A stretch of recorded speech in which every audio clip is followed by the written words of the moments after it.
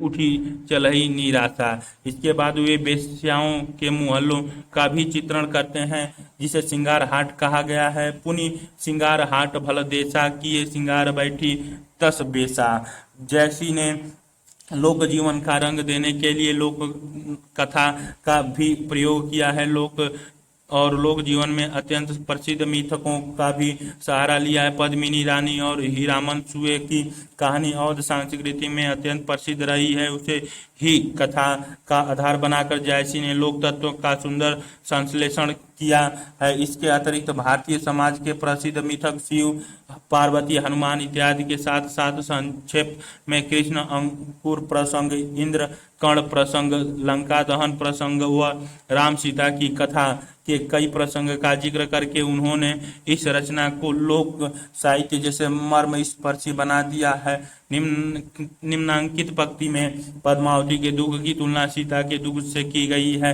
पद्मावती का दुख तस बीता अशोक बीरो तस सीता। पद्मावत में लोक जीवन के अन्य भी बहुत से चित्र हैं। आमतौर पर लोक जीवन के चित्र पद्मावत की प्रभाव संपदा की वृद्धि करने में सहायक रहे हैं, किंतु कहीं कहीं इनके अति के रचना के आस्वादन को कमजोर भी किया है। उदाहरण के लिए अलाउद्दीन की दावत के समय जायसी सभी पकवानों का विस्तृत वर्णन करते हैं। सिंघल द्वीप में घोड़ों के विचित्र प्रकारों की चर्चा करते हैं और रत्न सेन की यात्रा के समय फलित ज्योतिषी की पूरी उद्धरणी पेश करते हैं। ऐसे स्थलों पर परिगणनात्मक शैली की प्रयुक्ति के कारण पाठक अरुचि व नीरसता महसूस करता है और रचना का मर्म बिखेरने लगता है, किंतु ऐसे स्थल संख्या में कम है जो काव्य स्वाद में बाधा उत्पन्न करते हैं। समग्र रूप में लोक तत्वों की गहराई ने पद्मावत के महत्व में वृद्धि ही की है। फूल मरे पै मरे न बासु, जायसी की प्रेम दृष्टि व जीवन दृष्टि। फूल मरे पै मरे न बासु जायसी की जीवन दृष्टि और काव्य दृष्टि का निचोड़ है, जो पद्मावत के अंतिम से अंतिम कड़वक में व्यक्त हुआ है। वस्तुतः पद्मावत के अंतिम दो कड़वकों में जायसी ने अपने दृष्टिकोण की प्रस्तुति की है। ये कड़वक न सिर्फ जायसी के काव्य प्रयोजन और जीवन दर्शन को समझने में सहायक है, बल्कि इस मान्यता का भी समर्थन करते हैं कि पद्मावत की सही समझ सिर्फ तसव्वुफ के ढांचे के भीतर नहीं बन सकी। उनका जीवन दृष्टि इतना व्यापक है कि वह तसव्वुफ की चौहद्दियों को तोड़कर अपने लिए विस्तृत स्थान बनाती हैं, ताकि उसमें परलोक के साथ इहलोक भी पर्याप्त रूप में शामिल हो सके। फूल मरे पे मरे न बासु सूत्र की व्याख्या के लिए संदर्भित कड़वक की अन्य पंक्तियों का हवाला लेना जरूरी है। इस कड़वक में जायसी जीवन की क्षण भंगुरता को विस्तार में समझाते हैं।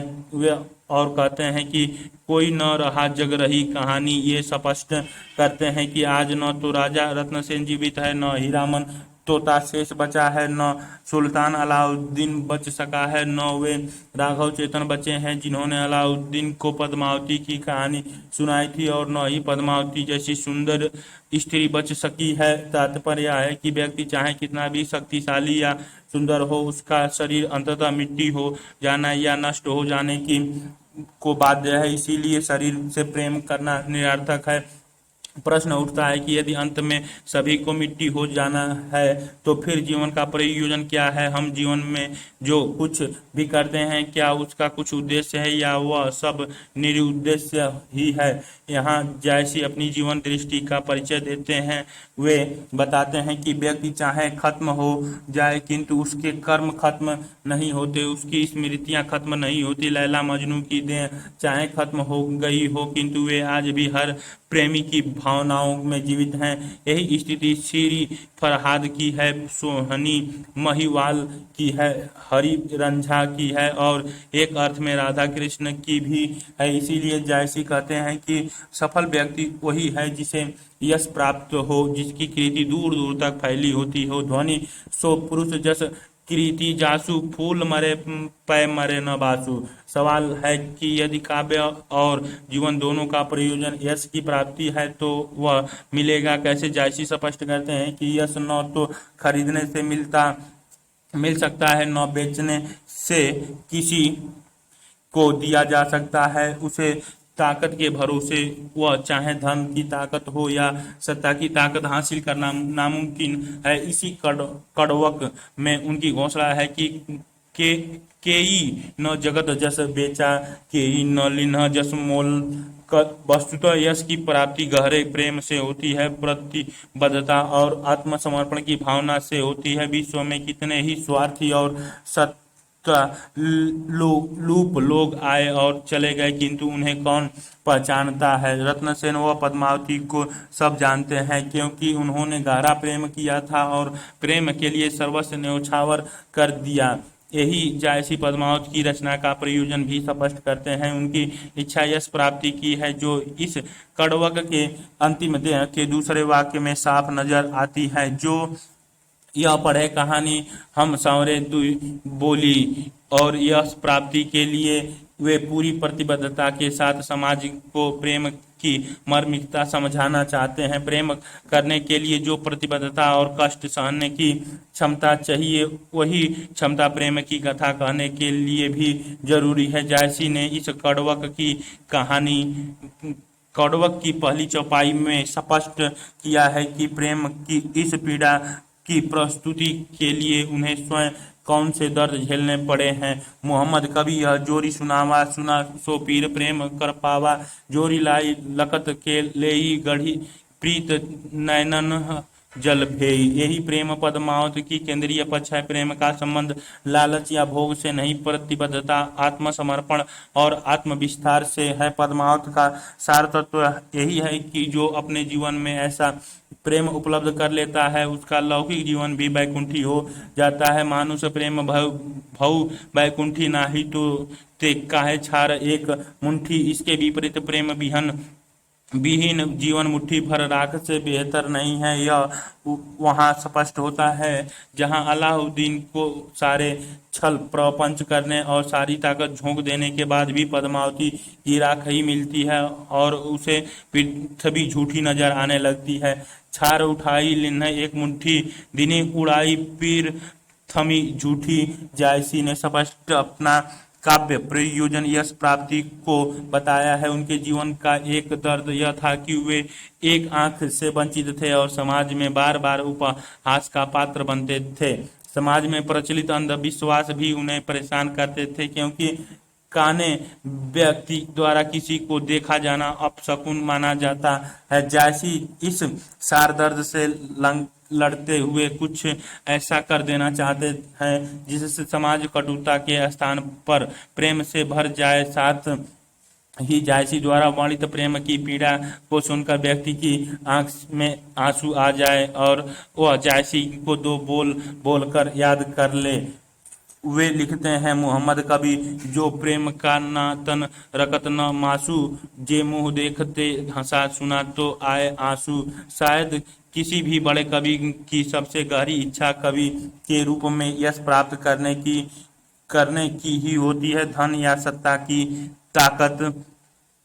सत्ता की ताकत हासिल करने की नहीं। और लगभग हर बड़े कवि को इस दर्द से भी गुजरना पड़ता है कि उसे उतना महत्व नहीं मिल पाया जितना मिलना चाहिए था। शाही ने इस संदर्भ में जायसी के दर्द को निराला के दर्द के समान बताया है, जो निम्न पंक्तियों में दिखता है। स्नेह निर्झर बह गया है, रेत ज्यों तन रह गया है, मैं अलक्षित हूँ, यही कवि कह गया है। स्पष्ट है कि फूल मरे पे मरे न बासु जायसी की जीवन व काव्य संबंधी मान्यताओं का सार तत्व है। पद्मावत एक त्रासदी। पद्मावत समीक्षकों के लिए कई दृष्टियों से चुनौतीपूर्ण रचना रही है। उदाहरण के लिए इसे न तो तस्बूक की निगाह से देखना पर्याप्त है और न ही सिर्फ लौकिक कथा के रूप में। इसे न महाकाव्य के ढांचे पर समझा जा सकता है और न ही तथा कथित मसनबी के ढांचे पर। इस श्रृंखला में एक विवाद यह भी है कि पद्मावत की कथा योजना भारत की सुखांत परंपरा के अनुकूल है या पश्चिम की दुखांत परंपरा के। पद्मावत के ट्रेजेडी होने का प्रश्न शुरुआती समीक्षकों ने प्राय नहीं उठाया, क्योंकि तसव्वुफ के अर्थ को केंद्र में रखकर यदि कोई इसे समझना चाहे तो ट्रेजेडी मानना मुश्किल हो जाता है। किंतु विजय देव नारायण शाही ने अपनी मौलिक पुस्तक जायसी में इस प्रश्न पर गहन चर्चा करते हुए दावा किया है कि अपनी मूल प्रकृति में पद्मावत एक त्रासदी है, शायद हिंदुस्तान या संभवतः एशिया की धरती पर लिखा हुआ एकमात्र ग्रंथ है जो यूनानियों की ट्रेजेडी के काफी निकट है। शाही का यह कथन पद्मावत के पुनः मूल्यांकन की मांग करता है। ट्रेजेडी यूनान की प्राचीन नाट्य विधा है। इसकी सबसे महत्वपूर्ण विशेषता यह है कि यह चरम दुख की त्रसाद परिणति पर समाप्त होती है और पाठक को दुख की उस घनीभूत अवस्था में छोड़ती है जिसे विरेचन कैथारिस कहा जाता है। इसकी अन्य विशेषताओं में नायक का भद्र होना अर्थात दृढ़ साहसी और नैतिक होना, खलनायक का अनैतिक होना, नायक का अति नैतिकता के कारण कोई ऐसी भूल अर्थात हेमर्सिया कर बैठना जो उसे दुखद अंत तक पहुंचाती हो इत्यादि प्रमुख है। हालांकि अरस्तु जैसे विचारकों ने त्रसादी के लिए नायक की मृत्यु को अनिवार्य नहीं माना है, किंतु आमतौर पर त्रसदी में नायक की मृत्यु हो जाती है। शेक्सपियर की त्रासदियां इसका प्रसिद्ध उदाहरण है। यदि पद्मावत के कथानायक को एक विशेष नजरिए से देखें तो इसके भीतर से त्रसद तत्व उभरता हुआ नजर आता है। रत्नसेन अपने सामाजिक जीवन में जैसे भी व्यक्ति हो इसमें संयम नहीं कि वह प्रेम के मार्ग का सच्चा पथिक है। वह प्रेम के लिए राजपाट छोड़ देता है, कठिन परिस्थितियों के बीच अत्यंत लंबी यात्रा पूरी करता है, प्रेम की अनुलब्धि के दर्द से भरकर आत्मदाह करने को भी तैयार है। इन कठिन संघर्षों के बाद उसे पद्मावती रूपी फल की प्राप्ति होती है और यहाँ कथानायक भारतीय सुखांत परंपरा का अनुकरण करता हुआ प्रतीत होता है, किंतु इसके बाद कथा में तीव्र परिवर्तन होता है।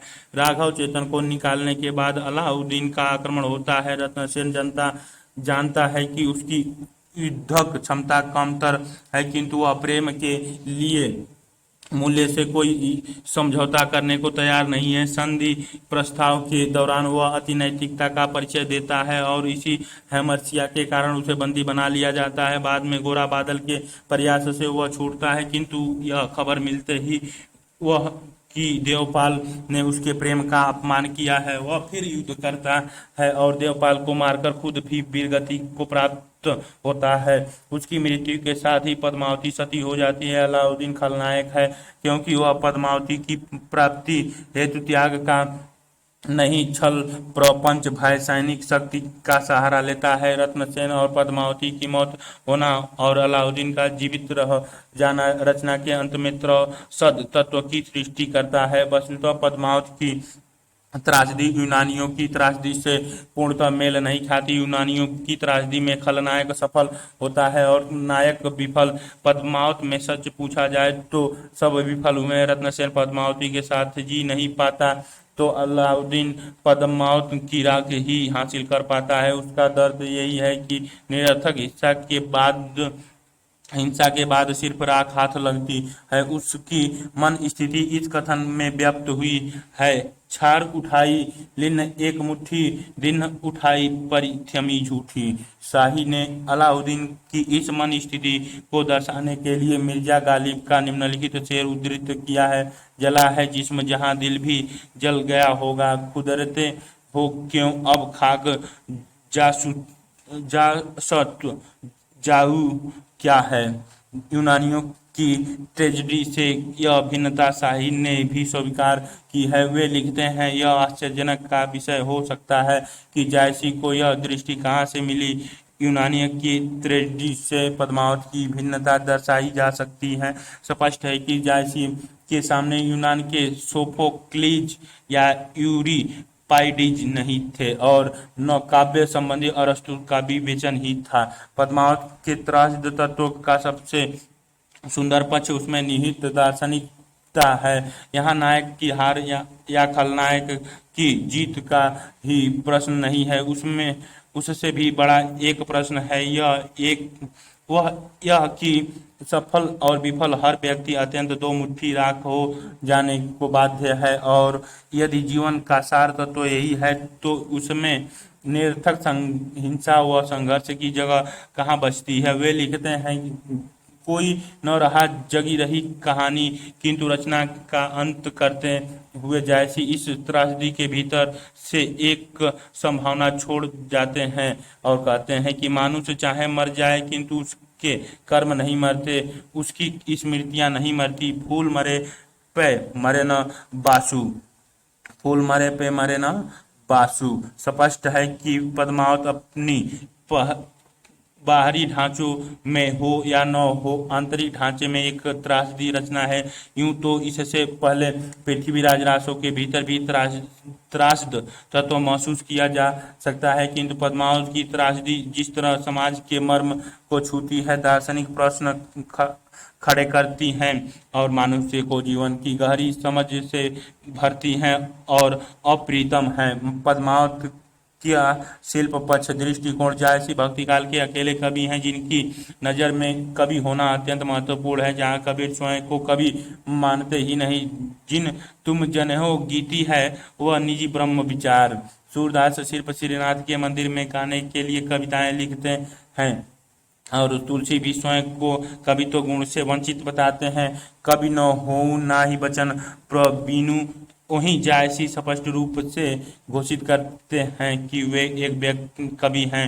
शाही ने अपनी पुस्तक जायसी में कहा है कि जायसी भक्ति काल के अकेले कवि हैं जो कविता के प्रति प्रतिबद्ध हैं। जायसी लिखते हैं भी हैं, मोहम्मद कवि यह जोरी सुनावा, सुना सो पीर प्रेम कर पावा।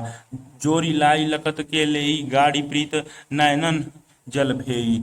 काव्य रूप आचार्य शुक्ल इसे मसनवी ढांचे का काव्य मानते हैं, किंतु वर्तमान समीक्षा के अनुसार यह भारतीय परंपरा का ही प्रबंध काव्य है। कुछ लोग इसके महाकाव्य होने या न होने का प्रश्न उठाते हैं। वस्तुतः यह रोमांचक आख्यान काव्य है या प्रेमाख्यान है। इसे महाकाव्य कहना भी गलत है और गैर महाकाव्य कहना भी गलत है। जहाँ तक प्रबंध योजना का प्रश्न है, जायसी आधिकारिक व प्रासंगिक कथाओं के संबंध निर्वाह में कथा के विभिन्न तत्वों को जोड़ने में, रसात्मक स्थलों का पर्याप्त सन्निवेश करने में, वे चुने हुए भावों व रसों का उत्कर्ष दिखाने में सफल रहे हैं। उनकी सीमा यह है कि रस वैविध्य कुछ कम है। इसके अतिरिक्त कई स्थलों पर अनावश्यक विराम के कारण रचना बोझिल होने लगती है, जो प्रबंध योजना की दृष्टि से काम्य नहीं है।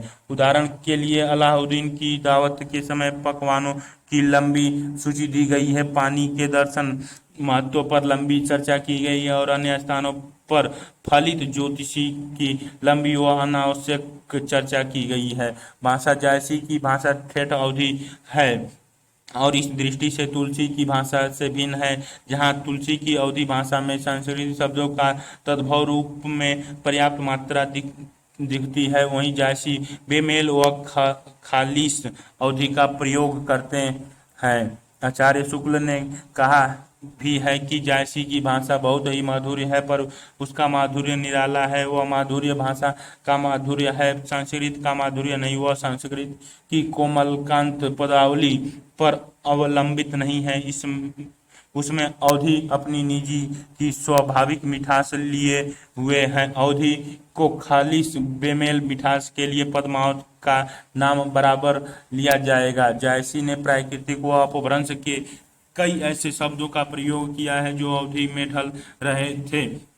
इस कारण उनकी भाषा अवधि के आरंभिक स्वरूप का प्रतिनिधित्व करती है। ऐसे शब्दों के उदाहरण है दिनी और दिनकर, पहुईम, पृथ्वी इत्यादि। जायसी ने मुहावरों व लोकोक्तियों का बेहद सधा हुआ प्रयोग किया है। मुहावरों के प्रयोग से न सिर्फ लक्षणागत का प्रभाव उत्पन्न होता है, बल्कि भाषा लोक जीवन के अत्यधिक निकट पहुंच जाती है। उदाहरण के लिए जौ लिए फाटा, सुधी अंगूरी न निकैस घियु इत्यादि। आचार्य शुक्ल के अनुसार जायसी की भाषा में कुछ दोष भी दिखाई देते हैं। कहीं कहीं जायसी ने व्याकरण विरुद्ध प्रयोग किए हैं, जैसे अग्रलिखित पंक्ति में स्त्रीलिंग शब्द बीजू के साथ पुल्लिंग क्रिया ल जाना का प्रयोग किया गया है। दसन देखी के बीजू ल जाना।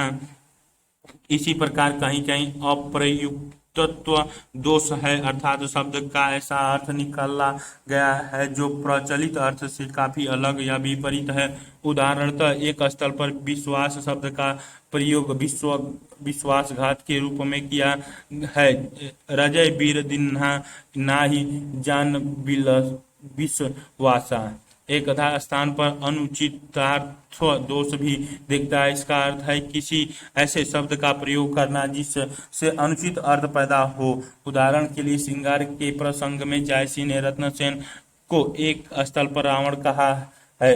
यहाँ रावण का अर्थ है रमण करने वाला, किंतु पाठक के संस्कार इस अर्थ तक पहुंचने में बाधा उत्पन्न करते हैं। अलंकार योजना। जायसी ने शब्दालंकारों का प्रयोग काफी कम किया है। यह स्वाभाविक भी है, क्योंकि कोई भी बड़ा कवि शब्दालंकार के मोह से बचता है। वह उनका उतना ही प्रयोग करता है जितना स्वाभाविक रूप से काम्य हो। कुछ उदाहरण दृष्टव्य है।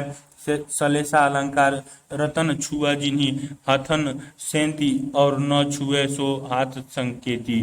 ध्यान अर्थ व्यंजना अलंकार। बरसे माग झकोरी झकोरी, मोर दुई नयन चुए अस ओरी। जायसी ने अर्थ अलंकार का प्रयोग काफी मात्रा में किया है। विशेष रूप से सादृश्य मूलक अर्थ अलंकार दिखाई पड़ते हैं। उपमा व रूपक के अतिरिक्त उत्प्रेक्षा का प्रयोग अधिक है। पद्मावती के सौंदर्य की व्यंजना के लिए प्रतीप का सहारा भी लिया गया। उदाहरण के लिए उत्प्रेक्षा अलंकार। पीयूषो कहू स देसा अडा, हे भौरा हे खाग, सो धनी बिरहे जारी मुई, त्योहिक धुआं हम ही लाग। प्रतीप अलंकार। पद्मिनी गवन हंस गए दूरी, कंजूर लाज मेल श्रीधूरी। बदन देखी घटी चंद समाना, दसन देखी के बीजू लजाना। कहीं कहीं ऊहात्मकता के कारण जायसी ने अरुचिकर प्रयोग भी किए हैं। जायसी में यह समस्या अन्य सूफी कवियों से कम है, किंतु कुछ वाक्यों में खटखटाती है, जैसे दही कोयला भई कंत सनेहा, तोला मासु रह नहीं देहा। प्रतीक योजना। सूफी काव्यों में तत्सुभ की अभिव्यक्ति के लिए प्रतीकात्मक प्राय अनिवार्य हो जाती है। पद्मावत पारंपरिक दृष्टि से सूफी काव्य नहीं है, किंतु कहीं कहीं तत्सुभ की वैचारिक झलकती है। ऐसी स्थिति में प्रतीकात्मक लक्षण होती है। उदाहरण के लिए जय दिन दसन ज्योति निर्मयी बहुत ज्योति ज्योति ओहि भई, रवि शशि नखत दीपहि ओहि जेति, रतन पादारथ मानक मोती गढ़ तस बाक जे सी तोरी काया, पुरुष देखू ओहि के छाया, दसो द्वार ताल के लेखा, उलटी दृष्टि जो लाव सो देखा। तन चितौर मन राजा किन्हा, ली सिंघल बुद्धि पद्मिनी चिन्हा, गुरु सुआ जेहि पंथ दिखावा, बिन गुरु जगत को निर्गुण पावा। छंद। पद्मावत में छंद व दोहे का कड़वाकबद्ध शैली में प्रयोग किया गया है। आरंभिक सूफी कवियों ने 5 चौपाई व 1 दोहे का क्रम रखा है, जबकि जायसी ने 7 चौपाई पर 1 दोहे का धत्ता लगाने की पद्धति अपनाई है। छंदों का प्रयोग पूरी कुशलता से नहीं किया गया है। चौपाई बहुत ही सीधा छंद है, किंतु जायसी ने उसमें भी मात्राएं कम ज्यादा कर दी है। दोहे के चरण तो आमतौर पर गलत हैं। जायसी की पद्मावत के अतिरिक्त अन्य कृतियों का संक्षिप्त परिचय सिर्फ संदर्भ हेतु अखरावट सूफी दर्शन को प्रस्तुत करने वाली काव्य कृति है। इसमें कवि ने आत्मा, परमात्मा और सृष्टि की चर्चा सूफी दर्शन के परिप्रेक्ष्य में की है। इसमें उन्होंने सृष्टि के उद्भव रहस्य को अपने विश्वासों के आधार पर कहने की कोशिश की है। एक सूफी कवि व्यक्ति किसी प्रकार परमात्मा के नूर की कल्पना करता है और उसे अपने समग्र व्यक्तित्व में अनुभव करता है। इसकी झलक अखरावट में दिखाई पड़ती है और योग साधना की उपस्थिति भी अखरावट में देखी जा सकती है। आखिरी कॉलम काव्यात्मक की दृष्टि से आखिरी कलाम बहुत ही कमजोर रचना है। वस्तुतः इस ग्रंथ की रचना के पीछे जायसी का उद्देश्य कुछ भिन्न है। इसमें न्याय के अंतिम दिन की कल्पना सामने लाकर मनुष्य को एक धार्मिक जीवन की ओर उन्मुख करने का प्रयास किया गया है। इस वर्णन में जो रहस्यात्मकता है वह कुरान जैसी धार्मिक स्रोतों से ली गई है। अंतिम दिन के पहले 40 दिनों में केवल वर्षा होती रहेगी। इस प्रकार के जैसे संकेत पारंपरिक धार्मिक विश्वास के अधीन है। कुल मिलाकर इस्लामी विश्वास के अनुसार प्रलय, सृष्टि और आखिरी दिन का वर्णन इस रचना का विषय है। इसमें सूफी दर्शन और तसव्वुफ जैसी कोई बात कहीं परिलक्षित नहीं होती। यह स्पष्ट इस बात का संकेत है कि इस ग्रंथ की रचना के समय तक जायसी इस्लाम धर्म के पारंपरिक विश्वासों के प्रति आस्थावना थे और सूफी विचारधारा से उनका लगाव नहीं हुआ था। कहरनामा संत कवियों के समान ही उन्हें द्वारा प्रयुक्त छंदों का अनुकरण करते हुए जायसी ने इस काव्य कृति में परमात्मा की महत्ता का वर्णन किया है। यह एक अनुयुक्ति मूलक काव्य है। यह संत कवियों की चिंतन धारा और उनके द्वारा प्रयुक्त रूपकों से परिपूर्ण है। कहार की स्वभाव वृत्ति से मछली मारने, डोली उठाने, नाचने, गाने जैसे व्यवहार संदर्भ चुने गए हैं और उन्हीं में कविता का रूपक रचा गया है। इस रचना में जायसी प्रेम के मार्ग को ही महत्वपूर्ण बताकर सूफी दर्शन के अनुरूप जीवन को देखने की मांग करते हैं। यामे सार इश्क पंथ जनेहू और कहावत मानेहू रे। इस रचना के शिल्प में जायसी की विशिष्टता, छंद की नवीनता एवं ठेठ शब्दों के तद्भव रचाव में दिखाई देती है। चित्ररेखा प्रेमाख्यानपूर्ण समाजोक्ति परख रचना है। इसमें लोक परंपरा में विख्यात राजकुमारी चित्ररेखा और प्रीतम कुंवर की प्रेम कहानी चित्रित है। साहित्यिक दृष्टि से यह सामान्य कोटि की रचना है।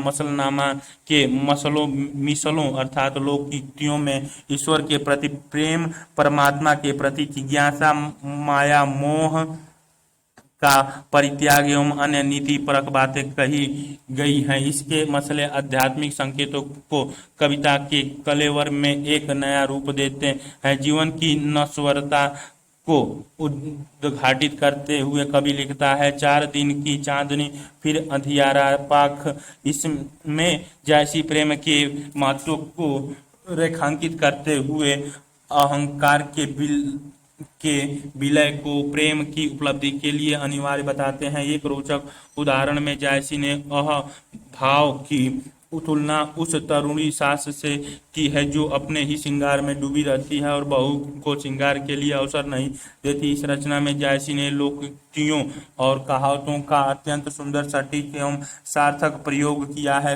कन्हावत काफी दिन तक कन्हावत जायसी की अप्राप्त रचना मानी जाती रही है। कई विद्वानों ने इसका उल्लेख मात्र घनावत या कुन्हावत नाम से किया था, किंतु अब यह रचना उपलब्ध है। जायसी की अन्य रचनाओं से नितांत भिन्न विषय वस्तु के कारण यह रचना अत्यंत महत्वपूर्ण है। इसमें कृष्ण के चरित्र का वर्णन है। महत्वपूर्ण बात यह है कि जायसी ने जिस शैली में पद्मावत की रचना की है उसी शैली में उससे भी पहले कन्हावत में कृष्ण चरित्र प्रस्तुत किया है और संभवतः यह हिंदी साहित्य के इतिहास का प्रथम कृष्ण काव्य है। इससे पूर्व विद्यापति ने ही कृष्ण संबंधी कुछ पद प्रस्तुत किए थे, किंतु बहुत से विद्वान उसकी भाषा हिंदी न मानकर अवहट्ट मानते हैं।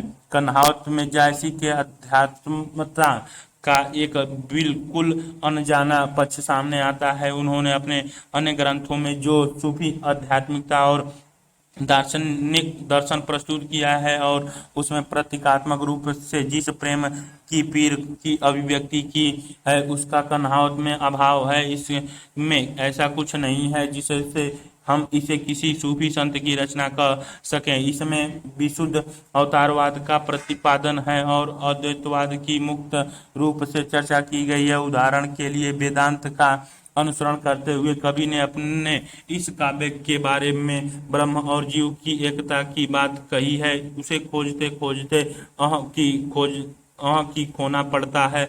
अपने को खोकर ही उसे पहचाना जा सकता है। खोने की प्रक्रिया वैसी ही है जैसे समुद्र में बूंद बूंद जीवन का प्रतीक है और समुद्र ब्रह्म का हेरत हेरत अपहिरान बूंद मनहु सब समुद समाना। समग्र कन्हावत अपनी कथा वस्तु में ही नहीं चिंतन धारा में भी विशुद्ध का काव्य भारतीय परंपरा का काव्य है। व्याख्या एक प्रारूप जैसी चढ़ा आषाढ़ गगन घन गाजा सजा बिरह धुंध दल बजा धूम श्याम धरे घन धाये श्वेत ध्वजा बिगुपति दिखाए खरग बीज चमके एहु ओरा बूंद बान बैसै घन घोरा अद्र लाग भजी भूलेई मोहि पिय बिनु को आदर देहि अनय घटा आई बहु फेरी कंत उबारू मदन हव घेरी दादुर मोर को किला पीऊ करही बोझ बेज घट रहे न जो पुख नक्षत्र सिर ऊपर हवा हव बिनु नाह मंदिर को छावा जिन घर कंत ते सुखी तिन्ह गारो तिन्ह गर्भ कंत पियारा बहिरे हम सुख भूला सर्व।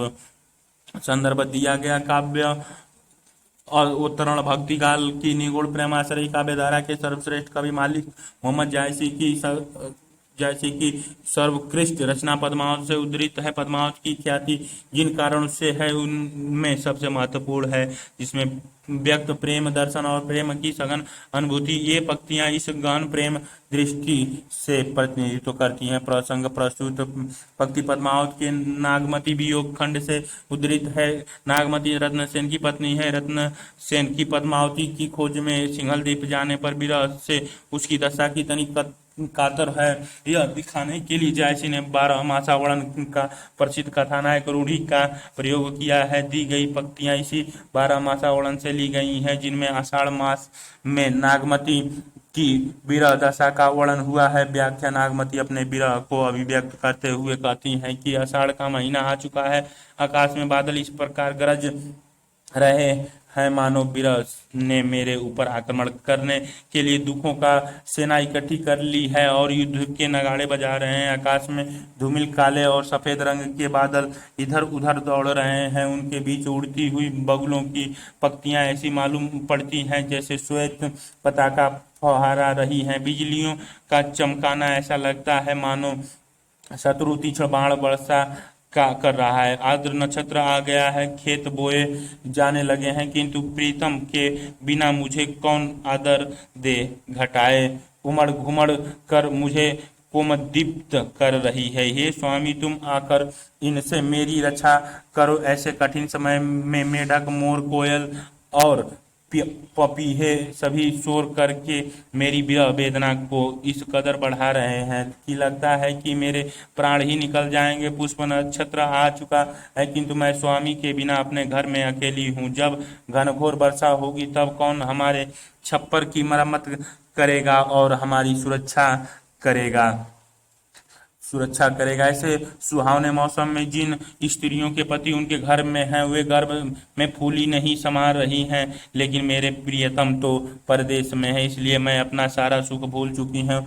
विशेष 12 मासा वर्णन की परंपरा यूं तो पहले से चली आ रही है थी, जिसे विनय चंद्र सूरी कृत नेमिनाथ चतुष्पादिका में, किंतु इस परंपरा के सर्वोच्च स्तर की प्रतिष्ठा का श्रेय नागमती वियोग खंड के आधार पर जायसी को ही जाता है। नागमती के वियोग की सबसे महत्वपूर्ण विशेषता उसमें निहित कार्य स्थिरता पवित्रता व सात्विकता में है, जो पुख नक्षत्र सिर ऊपर आवा जैसी पंक्ति में नजर आती है।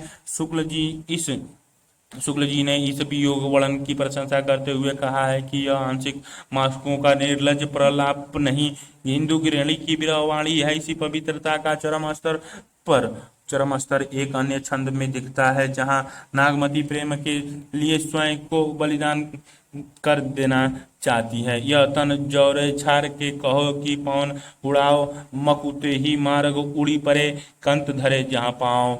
इस विरह वर्णन की एक विशिष्टता यह भी है कि इसमें विशिष्ट जन और साधारण जन का अंतराल विलुप्त हो गया है। इसमें नागमती का रानीपन नहीं, नारीपन उभरा है, जिसने इस विरह को साधारणीकरण की अद्भुत क्षमता प्रदान की है। प्रकृति के उपयोग की दृष्टि से ये पंक्तियां अत्यंत सुंदर और हैं। यहाँ प्राकृतिक उद्दीपन विवाह के रूप में है, वह नागमती विरह को और अधिक उद्दीपित कर रही हैं। वस्तु विरही व्यक्ति प्रकृति को भी अपने विरह के कोण से देखता है, जिसका प्रमाण सूरदास की गोपियों के इस कथन में भी मिलता है। मधुबन तुम कत रहत हरे, विरह बिनो विरह वियोग श्याम सुंदर के ठाठे क्यों न जरे।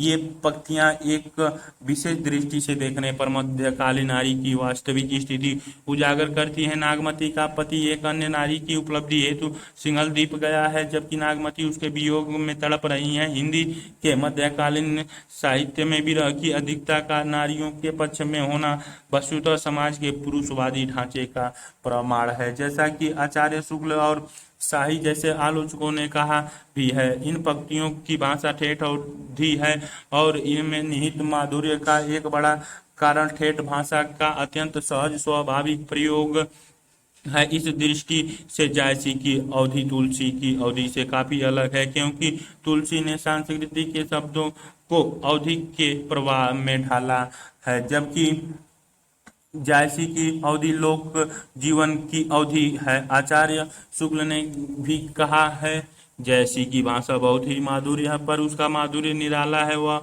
माधुर्य भाषा का माधुर्य, संस्कृति का माधुर्य नहीं। वह संस्कृति की कोमल कांत पदावली पर अवलंबित नहीं है। उसमें अवधि अपनी निजी की स्वाभाविक मिठास लिए हुए हैं। अवधि की खालिश बेमेल मिठास के लिए पद्मावत का नाम बराबर लिया जाएगा। कोई भी महान कविता बिंबों से अछूती नहीं होती। बिंबों के समुचित प्रयोग से कविता विचार का विषय न रहकर अनुभूति का विषय हो जाती है। इन पंक्तियों में सुंदर दृश्य, श्रव्य और स्पर्श बिंब है, जैसे चढ़ा आषाढ़ गगन घन गाजा। श्रव्य बिंब धूम श्याम धौरे घन धोए, श्वेत धूजा बगु पति देखाए। दृश्य बिंब छंद का प्रयोग कड़वक शैली का है, जिसमें 7 चौपाइयां के बाद एक दोहे का धत्ता दिया गया है। जायसी ने यह परंपरा आदिकालीन जैन कवि स्वयंभू से ली है और महाकवि तुलसीदास को सौंपी है, जिन्होंने रामचरितमानस में इसे थोड़ा सा बदलकर 8 चौपाइयां एक दोहे का संरचना के रूप में प्रस्तुत किया है। महत्व उत्प्रेक्षा अलंकार की छटा दार्शनी है, जो लगभग हर पंक्ति में व्याप्त है। नागमती वियोग खंड उत्प्रेक्षा विशेषतः हेतु प्रेक्षा के श्लाघ्य प्रयोगों की दृष्टि से प्रशंसनीय है। प्रासंगिकता इन पंक्तियों की प्रासंगिकता दोहरी है। पद्मावत के परिप्रेक्ष्य में और वर्तमान जीवन के परिप्रेक्ष्य में, पद्मावत के परिप्रेक्ष्य में ये पंक्तियां इसीलिए प्रासंगिक हैं क्योंकि ये सिद्ध करती हैं कि पद्मावत को बाकी सूफी काव्यों की तरह सिर्फ तौसूफ या इसका हकीकी के ढांचे पर नहीं समझा जा सकता। यदि यह परंपरागत सूफी रचना होती तो नागमती जिसे की दुनिया धंधा का प्रतीक कहा गया है, वे विरह को इतना गहरा बनाने की जरूरत न होती। यह प्रश्न मुख्य तौर पर विजय देव नारायण शाही ने अपने पुस्तक जायसी में उठाया है। वर्तमान युग बोध की दृष्टि से भी ये पंक्तियां प्रासंगिक हैं, यद्यपि इसमें दिखने वाली नारी पर वशता जैसे भाव आज स्वीकार्य नहीं किए जा सकते हैं, किंतु वर्तमान दौर में जहां प्रेम के सामने छोटा पड़ जाता है, जहां प्रेम प्रतिबद्धता का नहीं समीकरण और गणना का विषय बन गया है, ये पंक्तियां एहसास दिलाती हैं कि प्रेम के सच्चेपन की पहचान विरह की गहराई से होती है, न कि मिलन के दैहिक उल्लास से। व्याख्यान 2 प्रारूप जायसी यह तन जरहे छार के कहे कि पौन उड़ाए, अमकुते ही मार्ग उड़ी परे कंद धरे जहां पाँव पाँव। प्रसंग जायसी हिंदी कविता में प्रेम की पीर के कवि कहलाते हैं और यह प्रेम की पीर पद्मावत के जिस प्रसंग में गहराई से व्यक्त हुई है वह है नागमती का विरह। नागमती का विरह साधारणीकरण, क्षमता, प्रतिबद्धता, मर्यादा व सात्विकता की दृष्टि से इतने अनूठा है कि शुक्ल जी को कहना पड़ा कि नागमती का विरह हिंदी साहित्य में अद्वितीय वस्तु है। वस्तुतः प्रस्तुत उद्धरण पद्मावत की नागमती विरह खंड से लिया गया है। व्याख्या: प्रस्तुत प्रसंग में नागमती के गारिह स्थिक वियोग की सुंदर अभिव्यक्ति हुई है। नागमती अपने पति मूलक एक निष्ठा प्रेम में इस हद तक समर्पित है कि वह प्रिय के छोटे से कष्ट को दूर करने के लिए अपने अस्तित्व का उच्छेदक तक करने को तैयार हैं। वह कहती हैं कि ये हे पंछी, मैं चाहती हूँ कि मेरा यह शरीर जल जाए और मेरी राख उस पथ पर बिछा दी जाए जहाँ से मेरे पति अपने आने वाले हों, ताकि उनके चरणों से को कोई कष्ट न हो। भाव सौंदर्य: उक्त पंक्तियों में नागमती के जिस भाव का व्यंजन हुई है उसकी सात्विकता परम सुंदर है। यहाँ प्रेम न तो रीतिकाल जैसा भोग मूलक है, न ही प्रयोगवाद जैसा अह केंद्रिक। यहाँ तो प्रेम का अर्थ अह शून्यता या आत्मनिवेदन है, और यही कारण है कि यहाँ प्रेम भक्ति की ऊंचाई तक पहुंच गया है। ये पंक्तियां एक विशेष अर्थ में ट्रेजिक है। नागमती चाहती हैं कि वह जल जाए, वह उसकी राख उसके प्रिय को कष्ट से बचा सके। रचना के अंत में नागमती सचमुच जलती है, किंतु उसकी राख उसके प्रिय के काम नहीं आती, क्योंकि वह स्वयं भी युद्ध में मारा गया है। इसी कारण शाही ने जयसिंह को ट्रेजिडी विजन का कवि कहा है। आत्मसमर्पण की ऐसी ही कल्पना कविवर माखनलाल चतुर्वेदी द्वारा पुष्प की अभिलाषा नामक कविता में प्रस्तुत की गई है। मुझे तोड़ लेना बनमाली, उस पथ पर देना तुम फेंक, मातृभूमि पर शीश चढ़ाने जिस पथ पर जाए वीर, अनेक शिल्प सौंदर्य। ये पंक्तियां जायसी ने ठेठ अवधि में लिखी हैं तथा अवधि भाषा में निहित गंभीरता व प्रतिबद्धता इनमें स्पष्ट दिखती हैं। दोहे जैसे छोटे छंद के माध्यम से इतने विराट भाव को व्यक्त करना कवि को अद्भुत समाहार क्षमता का प्रतीक है। प्रसाद गुण इसमें अंतर्बोधन क्षमता पैदा कर रहा है। प्रवाह को उत्पन्न करने हेतु लयात्मक है तथा बिंबात्मक पूरे पूरे प्रसंग को अनुभाविक सत्य में रूपांतरित कर देती है।